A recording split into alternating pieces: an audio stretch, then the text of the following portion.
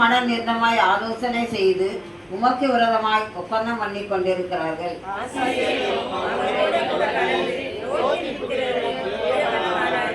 மீதியானருக்கு செய்தது போலவும் கீசோன் ஆற்று என்னும் ஆற்றண்டைக்கு எந்தோரிலே அழிக்கப்பட்டு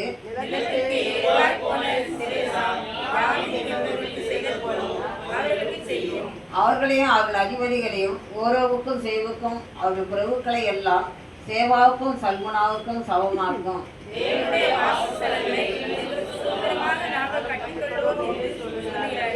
என் தேவனே, அவர்களை சுழல் காற்றின் குருதிக்கும் காற்று முகத்தில் பறக்கும் துரும்புக்கும் சமமாக்கும்.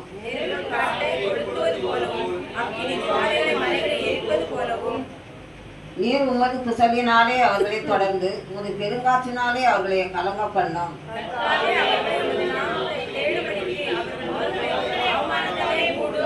யெகோவா என்னும் நாமத்தை உடைய தேவரீர் ஒருவரே பூமி அனைத்தின் மேலும் உன்னதமானவர் என்று மனுஷர் உணரும்படி சேர்ந்து வாசிக்கோ. வெட்டி கலவி நாணமடைந்து அழிந்து போவார்களாக.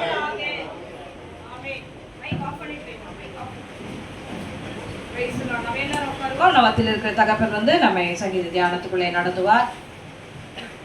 நடுவில் வழி விட்டு உட்காருங்க.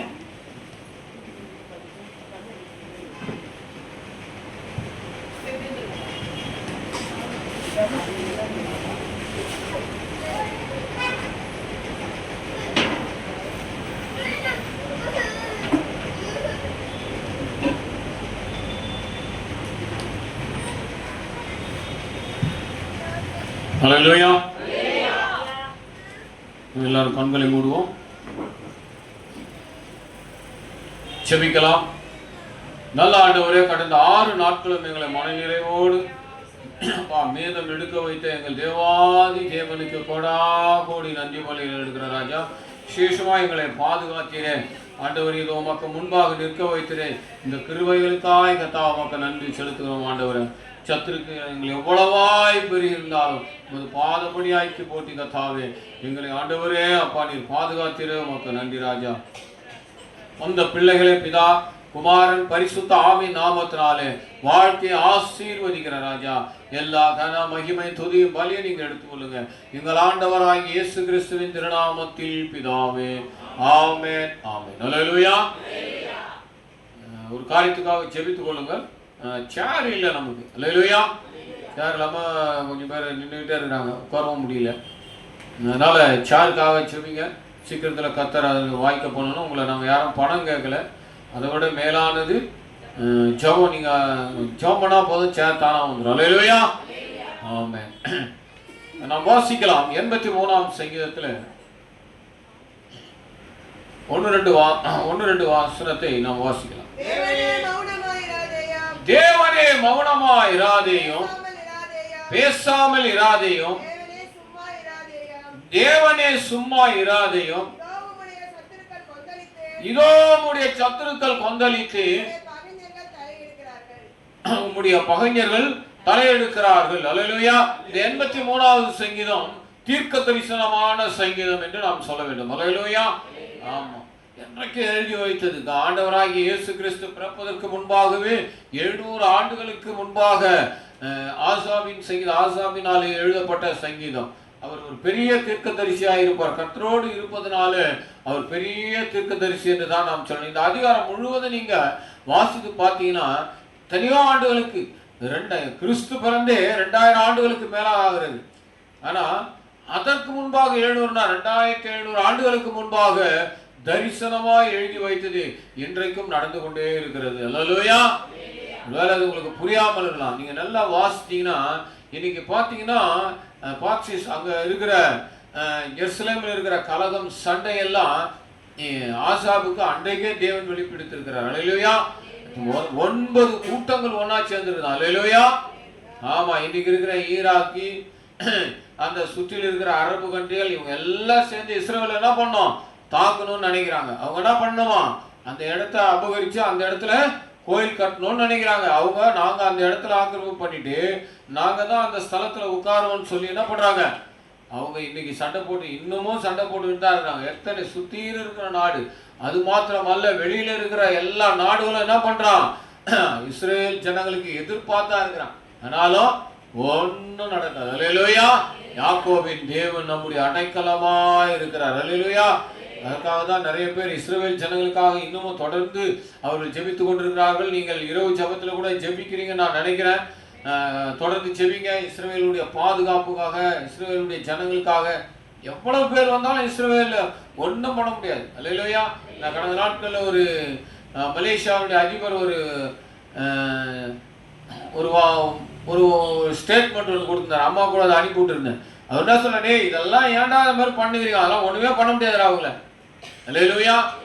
ஆமா, உண்மையான தேவன் அங்க இருக்கிறார். அவங்க சண்டை போடலடா, கர்த்தர் தான் அவங்களுக்காக சண்டை போடுறாரு. அவரு ஒரு பிரதமர், ஒரு அதிகாரியா இருந்து கூட அவர் ஸ்டேட்மெண்ட் கொடுக்குறாரு. அல்லேலூயா. இவ்வளவுதான் பெருகி வந்தாலும் சரி, நம்மள ஒண்ணுமே பண்ண முடியாது. அல்லேலூயா. அதனாலதான் ஆசாப் சொன்னார், தேவனே மௌனமா இராதையும், பேசாமல் இராதையும், தேவனே சும்மா இராதையும். அல்லேலூயா. நம்ம தேவன் பேசுகிற தெய்வம். அல்லேலூயா. ஆமா, அவர் சும்மா இருக்கிற தெய்வம் அல்ல. அல்லேலூயா. யாத்ராமத்தில் வாசிக்கிறது போல, நீங்கள் சும்மா இருங்கள், கர்த்தராகிய நான் உங்களுக்காக யுத்தம் பண்ணுகிறேன் என்று. அல்லேலூயா.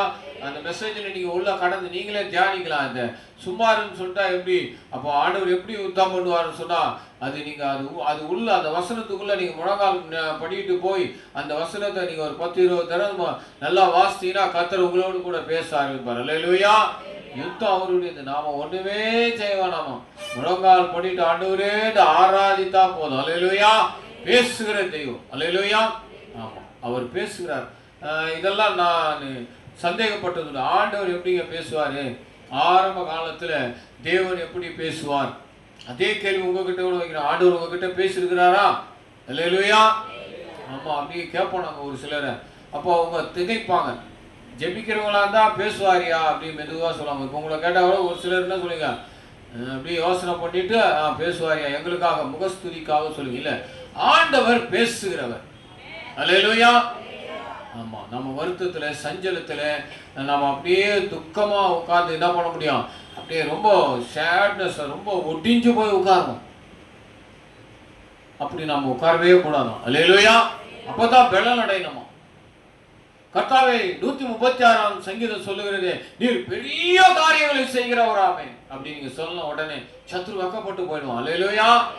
ஆமா, ஆண்டவரே அப்பா நீர் பேசுகிற தெய்வம், நீர் பேசுகிறது, என்னோட பேசுங்க ஆண்டவரே, என்னோட பேசுங்க ராஜான்னு சொல்லி உங்க இருதயத்துல அதுதான் ஒரு 10-15 வசனத்தை நீங்க மனப்பாடமா எப்பவும் உங்களுக்குன்னு வச்சிருக்கணும். அல்லேலூயா.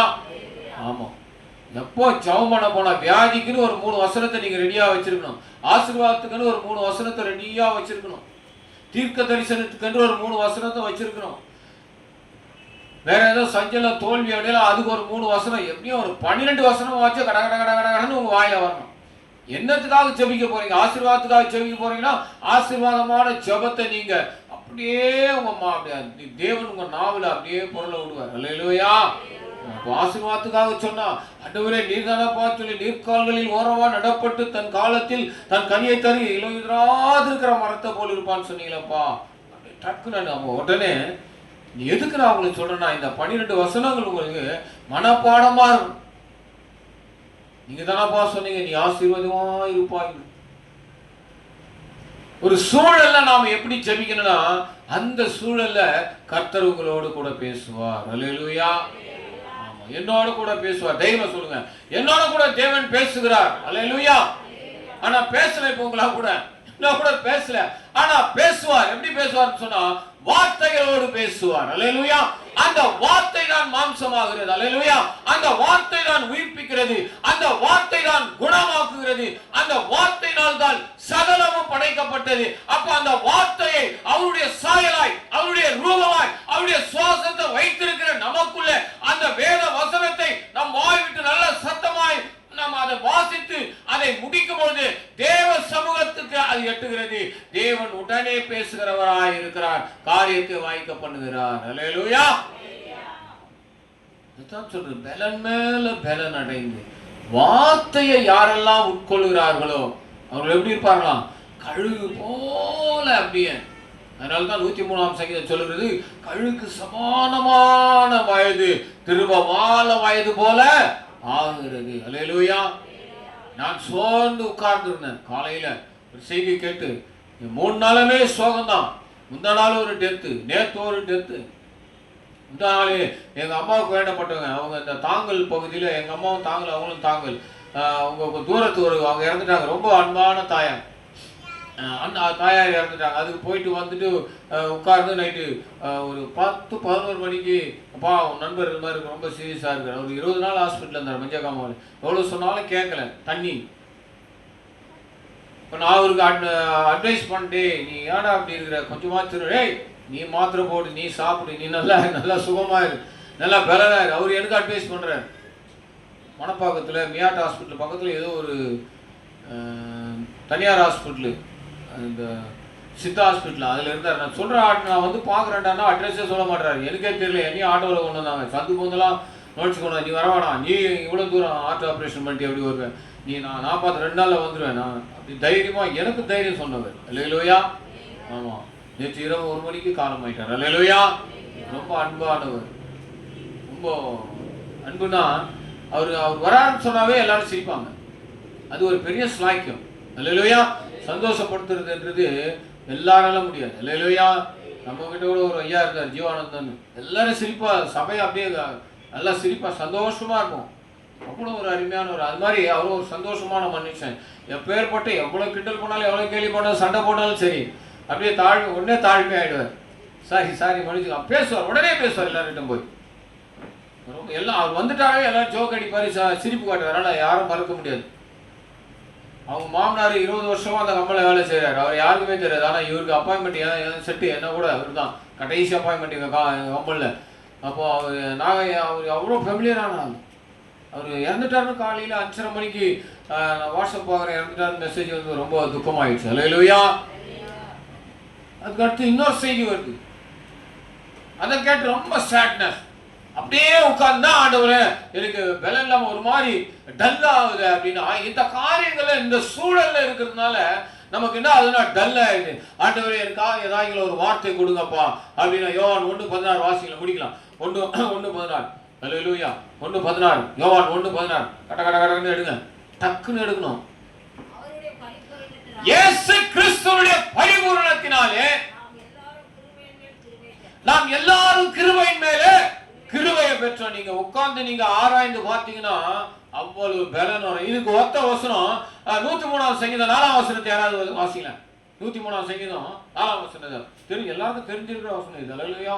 உன் பிராணனை அழிவுக்கு விலக்கி மீட்டு உன்னை கிருபையினாலும் இரக்கத்தினாலும் முடிசூட்டி. அல்லேலூயா. அப்ப பாருங்க, வார்த்தை, இந்த வார்த்தை நாம உள்ள வைக்கிறது இல்லை, அதனாலதான் அது நம்மளுக்கு பலன் தராம இருக்குது. அல்லேலூயா. அப்போ அவருடைய பரிபூரணத்தினாலதான் நமக்கு கிருபையின் மேல கிருபை கிடைக்கிறது. அல்லேலூயா. அப்ப அவர் பேசுகிற தெய்வம் எப்படி பேசுவார்னு சொன்னா வார்த்தையால பேசுவார். அல்லேலூயா. அதை நாம முதல்ல புரிஞ்சு, இந்த வார்த்தையினால பேசுகிற தெய்வம், இந்த வார்த்தையை நாம உச்சரிக்கும் பொழுது கர்த்தருக்கு தெரிந்த இந்த வார்த்தை, வேற எந்த வார்த்தை ஆண்டவருக்கு தெரியாது. அல்லேலூயா. நீங்க நினைக்கிறீங்க மற்ற எல்லா வார்த்தையும் ஆண்டவருக்கு தெரியும். அது எப்படி தெரியும்னா, அது மேல் மட்டமா இருக்கும். உங்களை யாராச்சும் திட்டுறாங்க, உங்களை யாராச்சும் உங்களுக்கு கொடுமை பண்றாங்க, உங்களுக்கு யாராச்சும் சூனியம் வைக்கிறாங்கன்னா தெரியும். ஆனா உடனடியா அவர் காதுகளில் போகிற வார்த்தை அவருடைய விரலினாலே எழுதின வார்த்தைகள். அல்லேலூயா. அதுதான் 10 கற்பனைகள் பலகையில கொடுத்தார் ஆண்டவர். அல்லேலூயா. விரல் சொன்னா ஆவியானவர் என்று அர்த்தம். அப்ப ஆவியானவர் பேசுகிற தெய்வமாக இருக்கிறார். அல்லேலூயா. அந்த வார்த்தை உச்சரிக்கும் பொழுது உடனே பலன் வந்து, எரேமியாவை நம்மள வாசிக்கும் முதல்ல அதிகாரம் வாசிக்கும், நான் அவருடைய வார்த்தை வந்த உடனே உட்கொண்டேன். அல்லேலூயா. அதனால்தான் அவன் பலன் அடைகிறான். கண்களை மூடுவோமா? அப்ப தேவன் நம்மோடு கூட பேசுகிற தேவன், அவருடைய சாயலாகவும் அவருடைய ரூபமாகவும் இருக்கிறோம். அவருடைய ஜீவ சுவாசம் தான் நமக்குள்ளே ஓடுகிறது. அல்லேலூயா. அப்பொழுது தேவன் எங்க பேசினார், நான் இவ்வளவு ஜெபம் பண்ண ஒண்ணுமே கேட்கல, நான் எவ்வளவு உபவாசம், எவ்வளவு காணிக்க கொடுத்தேன், என்னுடைய பொருத்தனைகள் எல்லாம் நான் நிறைவேற்றினேன், ஆனா தேவன் என்னோடு கூட பேசல, என் பக்கத்துல இல்ல அப்படின்னு இல்ல. அல்லேலூயா. யாக்கோபோடு பேசின தெய்வம் உங்களோடு கூட பேசி கொண்டிருக்கிறார். அல்லேலூயா. இந்த பைபிள் தான் நமக்கு பேசுகிறவராய், அவர் வார்த்தையினாலே நமக்கு இந்த வேதத்தை முழுமையாக அச்சடித்து நமக்கு கொடுத்திருக்கிறார். இந்த வார்த்தைகளை நீ உட்கொள்ளும் பொழுது, இந்த வார்த்தைகளை படிக்கும் பொழுது உனக்கு ஜீவன் வரும், உனக்கு பலன் வரும், நீ உலகத்தை ஜெயிக்கிற மகனாய் மாறிவிடுவாய். அல்லேலூயா. ஒரு சாமியார் நேற்று பேசியிருக்கிறார், அது அம்மாவுக்கு அனுப்பியிருக்கிற, அம்மா வேணா பார்க்கணும். சாமியார் பேசுறான், வார்த்தையினால தான் எல்லாத்தையும் உருவாக்குனவர் அவர்.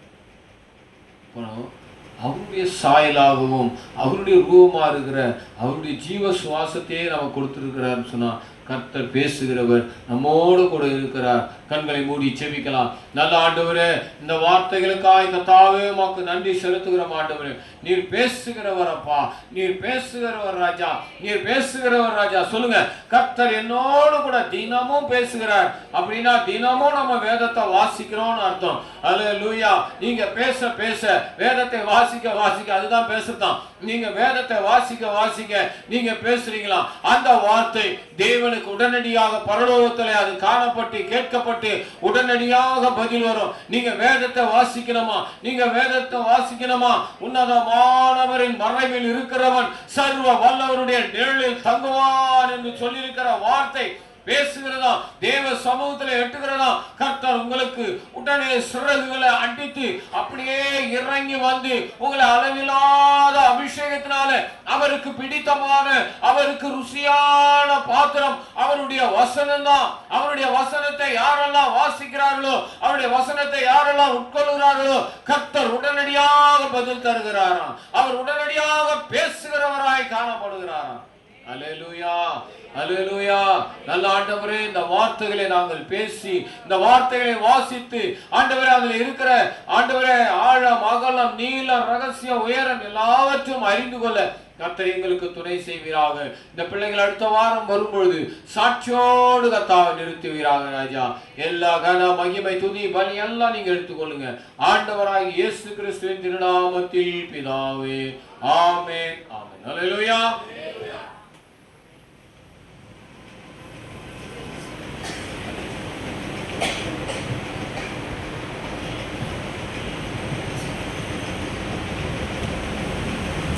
நாம் யாவரும் கரங்களை உயர்த்தி தகப்பனுக்காக ஜெபிக்கலாம். கரங்களை உயர்த்தி ஜெபிப்போம். பரிசுத்த ஆவியானவரே, நாங்கள் உம்மை துதிக்கிறோம் ஐயா. இந்த ஆசிரியப்பட்ட ஓய்வு நாள் ஆராதனிலே கர்த்தர் எங்களோடு இடைப்பட்ட கிருபைக்காய் ஸ்தோத்திரம். மரித்தவர்களும் மௌனத்தில் இருக்கிறவர்களும் கர்த்தரை துதியார்கள் என்று வேதம் சொல்லப்படுது. எல்லாம் வாயை இருந்து கொண்டு வந்திருப்பீங்கன்னா வாயை திறந்து ஜெபம் பண்ணுங்க. ஆவியானவரே, உமக்கு நாங்கள் நன்றி செலுத்துகிறோம். இந்த சங்கீத தியானத்திலிருந்து நீர் எடுத்து கொடுத்த வார்த்தைக்காக நன்றி செலுத்துகிறோம். வார்த்தை கொண்டு வந்த தகப்பனை ஆசீர்வதிங்க. அநேக ஆயிரங்களுக்கு இன்னும் பிரயோஜனமுள்ள பாத்திரமாய் கர்த்தர் வணைந்து கொள்ளுவீராக. ஆண்டவரே, கொடுத்த மனைவி பிள்ளைகளை ஆசீர்வதிங்க. போகும் இடமெல்லாம் கர்த்தர் கூட இருங்க. என்னென்ன விண்ணப்பத்துக்காக இந்த சமூகத்திலே அவர் காத்திருக்கிறாரோ எல்லாவற்றும் கர்த்தர் கொடுங்க ஐயா. அவ்வளோ பலவீனத்தோடும் போராட்டத்தோடும் ஆண்டவரே இருந்தாலும் மனரமியத்தோடு சந்தோஷமாய் ஆலயத்துக்குள்ள பிரவேசிக்கிறதை நான் பார்த்தேன் ஆண்டவரே. அப்படிப்பட்டதான ஒரு கிருபை எங்களுக்கும் தாங்க ஆண்டவரே. உடைக்கப்பட்டவராய் இருந்தாலும் ஆனந்த சத்தத்தோட ஆண்டவரே, துதியின் சத்தத்தோடு கூட சந்தோஷத்தோடு ஆலயத்துக்குள்ளே பிரவேசித்த தகப்பனுக்காக நன்றி செலுத்துகிற ஆண்டவரே. உடைய கராவரை வழி நடத்தட்டும் ஐயா. தொடர்ந்து பெரிய காரியங்களை செய்யுங்க. நசரேயனாகிய இயேசு கிறிஸ்துவின் உயிர்த்தெழுந்த நாமத்திலே ஜெபிக்கிறோம் ஜீவனுள்ள நல்ல பிதாவே, ஆமென். அல்லேலூயா. நல்ல சத்தமா தூங்குறீங்களா எல்லாரும்? ஆராதனை பண்ணும்போது பசங்க வாயை திறக்கல, ஒரு சிலர் வாயே திறக்கல. தூங்குறீங்களா என்னன்னு தெரியல. ஓய்வு நாள் ஆராதனை இது. ஓய்வு நாள் இங்க வந்து ஓய்ந்து இருக்கக்கூடாது. 6 நாளாலும் கம்பெனியில, ஆபீஸ்ல, வீட்டுல வேலை செஞ்சு 3 மணி நேரம் ஆலயத்துல போய் ஓய்ந்து இருக்கலான்ட்டு வரீங்களா? ஆராதனை நீ மிஸ் பண்றனா ஆண்டவரே மிஸ் பண்ற. அவ்வளவுதான், அவ்வளவுதான். கர்த்தர் நீங்க அளக்கிற அளவின் படிக்கு உங்களுக்கு அளந்து போடுவார். எவ்வளவு அரிசி போடுறோமோ அவ்வளவுதான் சாப்பாடு வரும். அவ்வளவுதான்.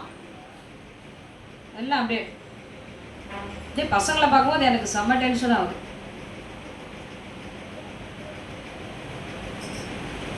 ஸ்கூல்ல இதெல்லாம் ஓரல் சொல்லும் போது பாருங்க, தொண்டை கிழிச்சிட்டு ஓரல் சொல்லிட்டு இருக்காங்க.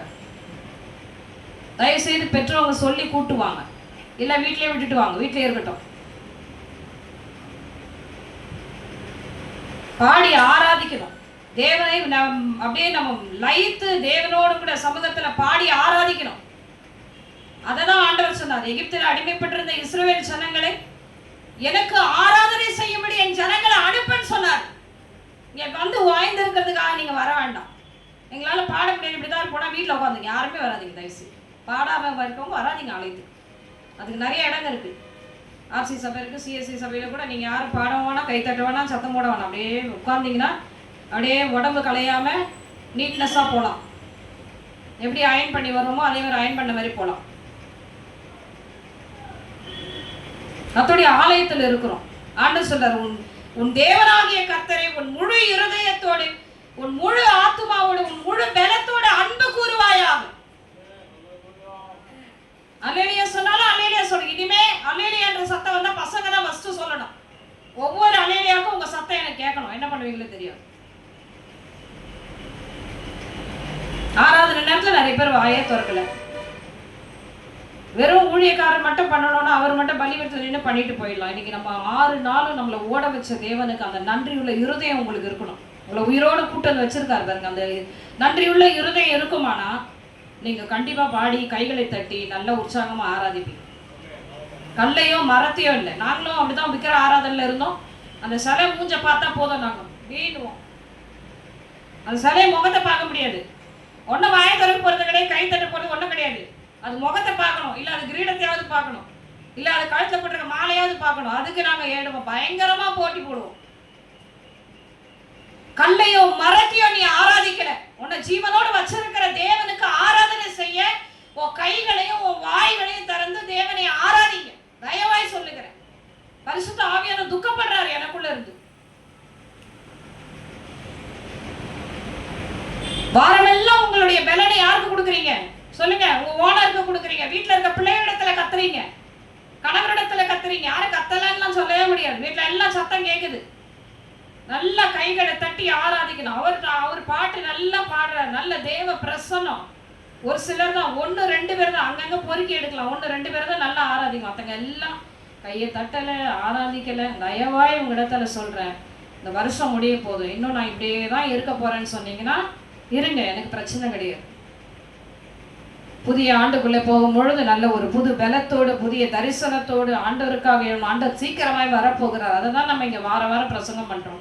கர்த்தர் சீக்கிரமாய் வரப்போற. உயிர் உள்ளவர்ல பணமா வராதிங்க, உயிரோடு வாங்க. படியில ஏறும் போதே அப்பா சைக்கிள்ல வந்தாரு, மூப்பரையா கெட்சியார் சொல்றாங்க, என்னம்மா தாத்தா ஃபயரா வராருன்னு. அப்புறமா தான் இப்ப தெரியுது எனக்கு, நீங்க அவ்வளவு பிரச்சனையே சொன்னார் அவரு. நான் உடைஞ்சு போயிருக்கிறேன், நான் துக்கமா இருக்கிறேன் 3 நாள். அவ கேட்டா, அம்மா தாத்தா ஃபயரா வராரு மாட்டேன். அதான் அப்ப நான் ஆவியில உணர்ந்தேன். கர்த்தரோட ஆலயத்துக்கு வரும்போது எப்பவுமே அப்பா சந்தோஷமா தான் வருவார். சைக்கிள் மேய்ச்சிட்டு வந்து சந்தோஷமா உள்ள வர்றார். அது தேவன் அதை எதிர்பார்க்கிறார். உனக்கு 1000 பிரச்சனைகள் இருந்தால் கரங்களை தட்டுனா கரங்களை தட்டணும். சத்தமாய் பாடுங்கன்னா பாடுங்க.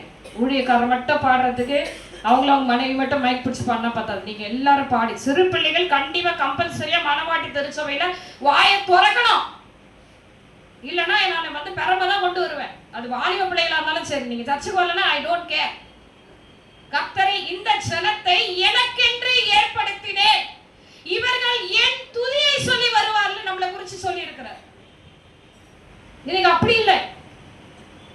இவர்கள் என் ஜனங்கள் ஊர் கதையை பேசுவாங்க, இவர்கள் என் ஜனங்கள் முறுமுறுத்துக்கிட்டே இருப்பாங்க, இவர்கள் என் ஜனங்கள் ஆராதனையை அசட்டை பண்ணுவாங்க, இவர்கள் என் ஜனங்கள் ஊரெல்லாம் கடன் வாங்கிட்டு கஷ்டப்படுவாங்க. இதான் நடக்குது. அதனால ஆண்டவர் நம்மளை இப்படி வச்சிருக்காரு. கர்த்தருடைய காரியங்களை நம்ம முதன்மையா இருப்போமானால் நிச்சயமா சொல்றேன், இந்த மாலையிலே உனக்கு விடுதலை உண்டு. தயவு செய்து பரிசுத்த ஆவியானவரை துக்கப்படுத்தாதீங்க, நல்லா ஆராதிக்கணும். வாரத்துல இந்த ஓய்வு நாள் என்பது கர்த்தருடைய, அதான் சொல்ல, கர்த்தருடைய பரிசுத்த ஓய்வு நாள், தேவனுடைய ஓய்வு நாள், அவருடைய நாள். அவரை ஆராதிக்கிறது, கைகளை தட்டணும், நல்ல உற்சாகமா உள்ள வரணும். என் பிரச்சனை எல்லாம் இருக்கும் 1000, ஆண்டவருக்காக நான் பாடுவேன், கரங்களை தட்டுவேன்னு வரணும். மியூசிக் கூட இன்னைக்கு ரொம்ப மைனஸ் தான். தயவு செய்து ப்ளீஸ், ஆவியானவர் அசைவாடின்னு இருக்காரு. நீங்க பாடுவீங்கன்ட்டு எங்க தேவதூதர்லாம் வந்து காத்துட்டு இருக்கிறாங்க. அவங்களை ஏமாத்தி பரலோகத்துக்கு அனுப்பாதீங்க. இதுவே கடைசியா இருக்கட்டும். அடுத்த வாரத்துல இருந்து நான் பார்ப்பேன், சின்ன பிள்ளைகள் நல்லா வாய்களை திறந்து கரங்களை தட்டி பாடணும், முழங்காலில் நிற்கணும். அப்படியே வாய் இந்த பபிள் கம் சாப்பிட்ற இதெல்லாம் இருக்கக்கூடாது. நம்முடைய ஆலயத்துல இதெல்லாம் கிடையாது. இல்லைன்னா வேணா நான் விரக்க சபையில் பாஸ்டர்கிட்ட பர்மிஷன் கேட்டு உங்களெல்லாம் கூட்டின்னு போகிறேன். வந்து பாருங்க அங்கே குழந்தைங்க எப்படி ஆராதிக்கிற. முதியவர்கள் பழமொழி சொல்லுவாங்க, காடு வாவாண்டு வீடு போனது. அந்த வயசானவங்களை பார்த்தீங்கன்னா அப்படி கரம் தட்டி ஆடி அந்த அம்மா அப்படி ஆராதனை பண்ணுங்க. ஆராதிச்சதுனாலதான் இன்னைக்கு இங்க நிக்க வச்சிருக்காரு. இல்லைன்னா நானும் நீங்க உட்கார்ற இடத்துலதான் உட்கார்ந்துருப்பேன்.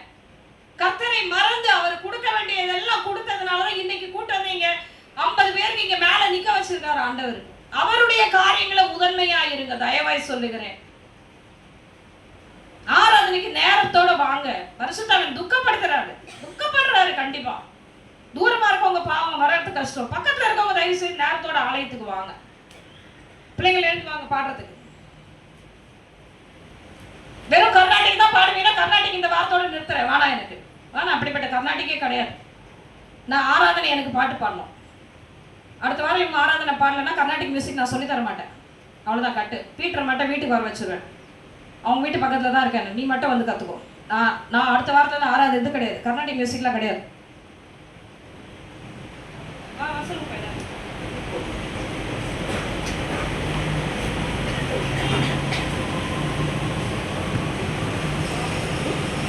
கர்நாடிக் மியூசிக்கே கிடையாது. மொபைல்ல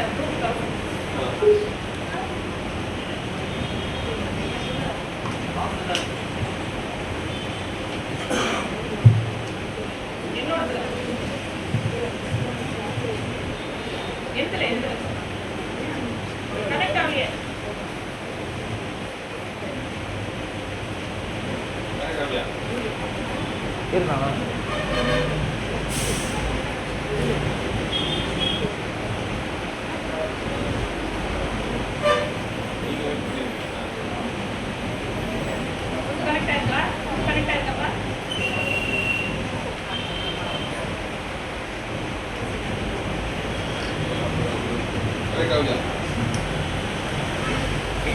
சரி, நான் அனுப்புற பாட்டு சரி, உங்க மொபைல் தரேன்.